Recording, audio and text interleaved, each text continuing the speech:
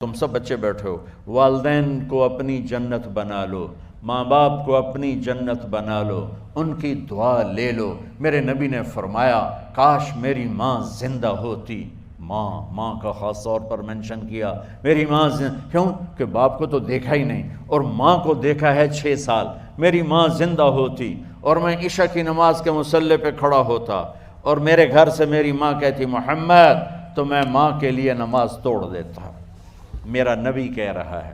اور جب آپ حج پہ تشریف لے گئے اور ابوا کے میدان سے گزرے جہاں میرے نبی کی والدہ کا انتقال ہوا تھا، اس بات کو 57 سال گزر چکے ہیں۔ 6 برس کی عمر میں مدینہ سے نکلے 3 افراد، میرے نبی کی ماں، میرے نبی کے والد کی باندی ایمن، وہ بھی ماں ہیں، انہوں نے بھی دودھ پلایا تھا میرے نبی کو۔ 2 مائیں ہیں، ایک دودھ پلانے والی، ایک پیدا کرنے والی، اور ایک میرے نبی ہیں۔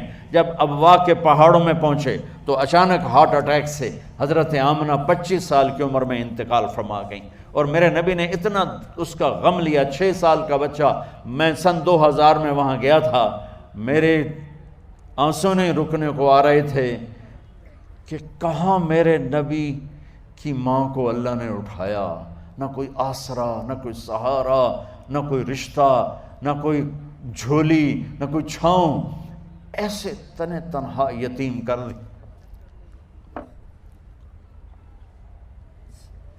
جب ان کو پتھروں میں دبا کے نیچے اترے، ایمن کو سے ہاتھ چھڑا کر بھاگے اور اوپر پہاڑی پہ چڑھ گئے۔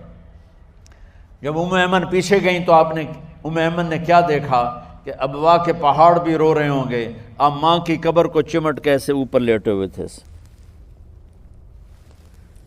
قبر کو پکڑا ہوا تھا، اوپر لیٹے ہوئے تھے۔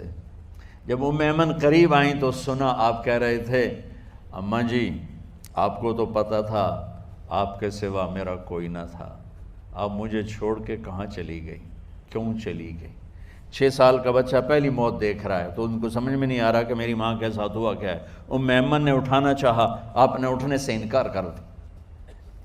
اس صدمے کو سینے میں لیے ہوئے 57 سال کے بعد، 7ویں دن بندہ رو نہیں سکتا، رونا نہیں چاہے تو رونا نہیں آمدا، 57 سال کے بعد آپ اس وادی سے گزرے، اپنے اونٹنی کو ماں کی قبر کی طرف موڑ دیا، اور ان پلرز کو 3 گنا کرو تو وہ پہاڑ بنتا ہے، چھوٹی پہاڑی تھی۔ اونٹنی کو نیچے بٹھایا، اوپر پہاڑ پر گئے، اور یہ مجھے دیکھو، یوں آپ نے گھٹنے کھڑے کیے ماں کی قبر کے سرانے، اور یہ ہاتھ یہاں رکھے اور پھر سر دیا اپنے گھٹنوں میں یوں، پھر رونا شروع کیا۔ اتنا روئے، اپریل کا مہینہ تھا، دھوپ سر پہ پڑ رہی تھی، ہم تو ٹھنڈی دھوپ میں بیٹھے ہیں، شدید دھوپ میں بیٹھے تھے، اور اس کنڈیشن میں یہ بچوں کا سٹائل ہوتا ہے، جب لمبا رونا ہو تو وہ یوں بیٹھتے ہیں سر اندر دے کر۔ اتنا روئے کہ آپ کی داڑھی ساری آنسوں سے بھر گئی، سینہ تر ہو گیا، احرام تر ہو گیا، اور کئی گھنٹے بیٹھ کے روتے رہے۔ 2 جہان کے سردار ہو کر تمنا کر رہے ہیں کاش اماں تو زندہ ہوتی، تو مجھے کہتی محمد میں تیرے لیے نماز توڑ دیتا۔ اور میرے نبی نے، یہ بچیاں غور سے سنو، میرے نبی سے پوچھا گیا یا رسول اللہ قیامت کب آئے گی؟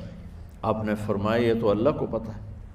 میں نے کہا یا رسول اللہ کوئی نشانی بتا دیں، تو آپ نے فرمایا جب بچیاں ماؤں کو ذلیل کریں گی تو قیامت آ جائے۔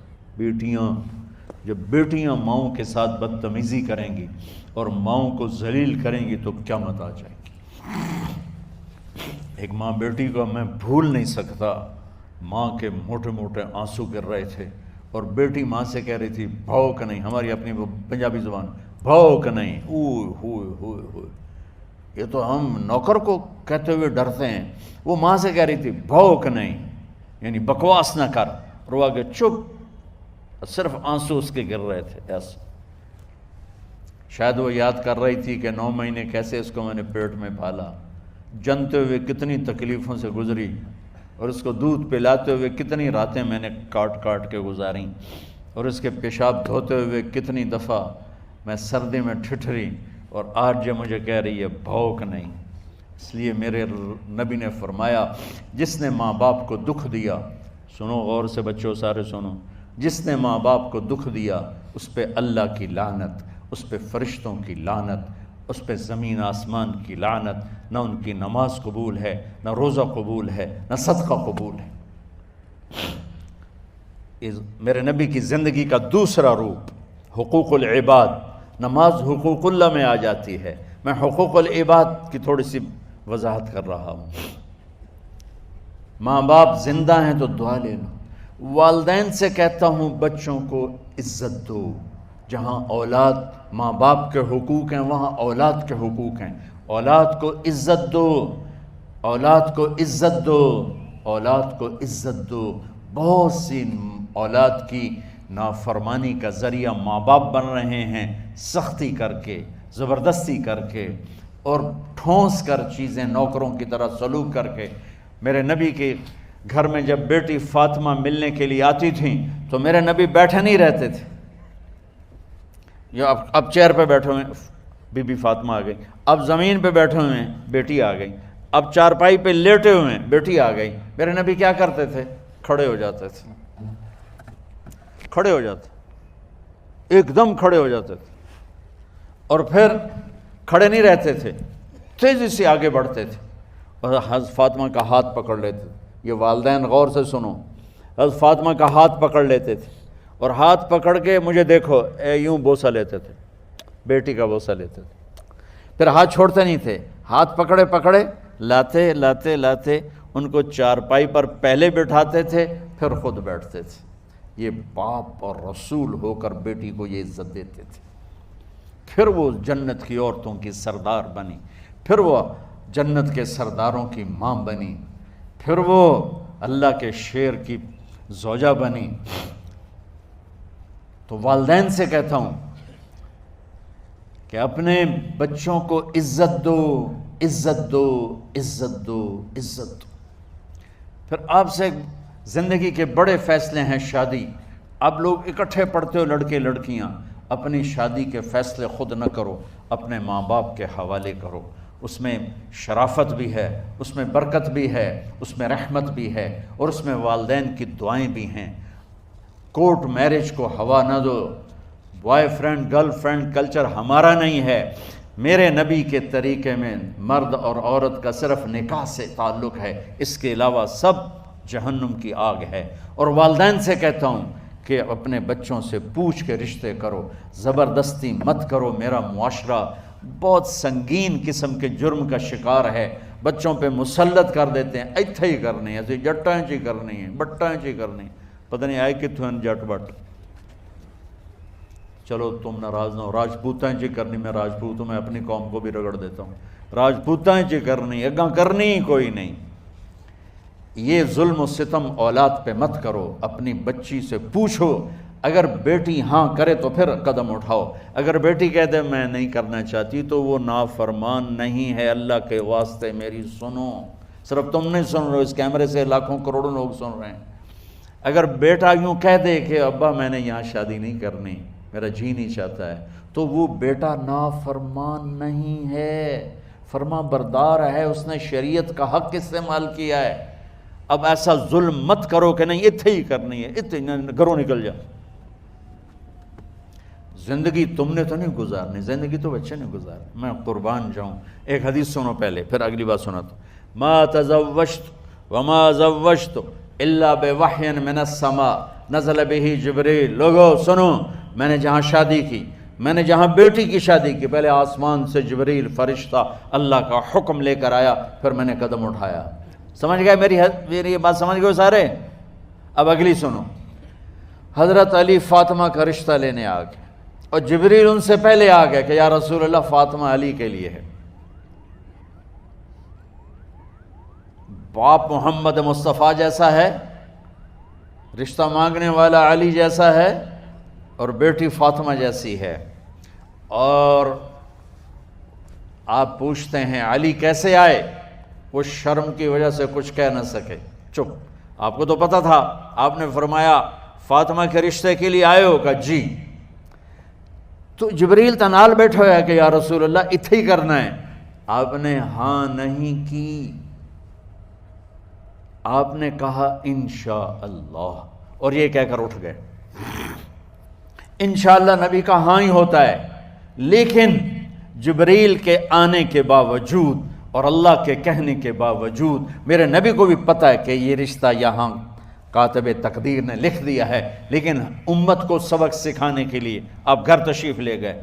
بیٹی فاطمہ کہ جی یا رسول اللہ، کہا علی کا رشتہ آیا ہے، میں ہاں کر دوں؟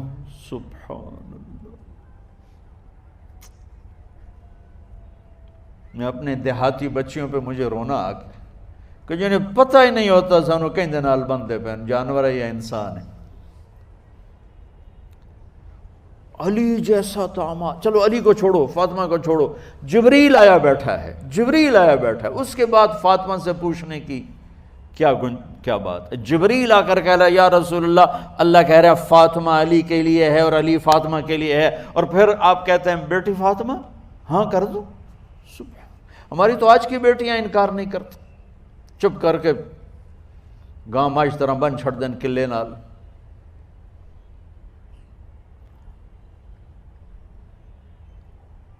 کوئی ان کے اندر کے جذبات کو سننے والا کوئی نہیں ہوتا، اپنی انانیت پر یہ فیصلے کرتے ہیں، اور میرا نبی کہہ رہا بیٹی ہاں کر دو۔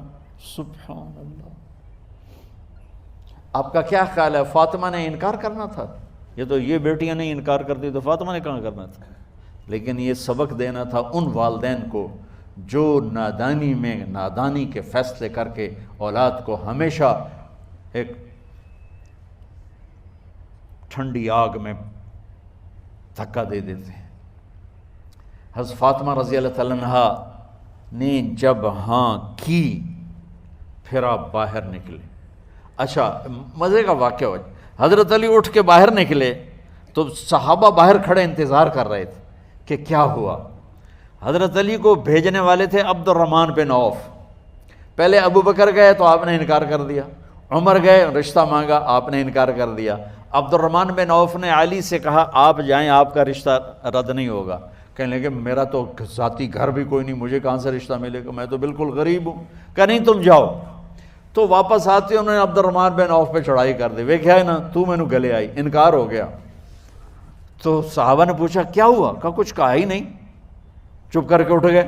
تو عبد الرحمن بن عوف کہنے لگے کچھ بولے صحیح، کہ بس اتنا کہا انشاءاللہ کا تو مبارک ہو، نبی کا انشاءاللہ ہاں ہوتا ہے۔ کہا اچھا، تو اتنے میں آپ باہر تشریف لے۔ کہا علی، کہا جی، کہا لو بلاؤ، لوگوں کو بلاؤ۔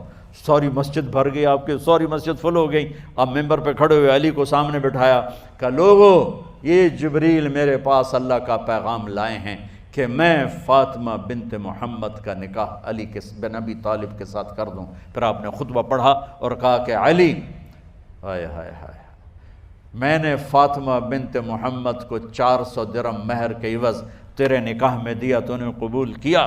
حضرت علی نے زور سے نعرہ لگایا میں نے قبول کیا، اور سجدے میں چلے گئے، اللہ کا شکر کا سجدہ ادا کیا۔ پھر میرے نبی نے وہیں سارے مجمع کو شہد کا شربت پلایا اور تازہ کھجوریں کھلائیں۔ اور پھر جب رخصتی ہوئی تو آپ نے حضرت علی سے فرمایا کہ آپ آ کے لے جاؤ۔ پھر آپ نے حضرت ام سلمہ، حضرت حفصہ اور جناب حضرت عائشہ رضی اللہ تعالیٰ عنہ، ان تینوں کو بلا کر فرمایا تمہیں پتہ ہے نا مجھے فاطمہ سے کتنا پیار ہے، تو تم فاطمہ کو دلہن بناؤ، اس کی تیاری کرواؤ، اسے دلہن بناؤ۔ تو ان تینوں نے حضرت فاطمہ کو دلہن بنایا۔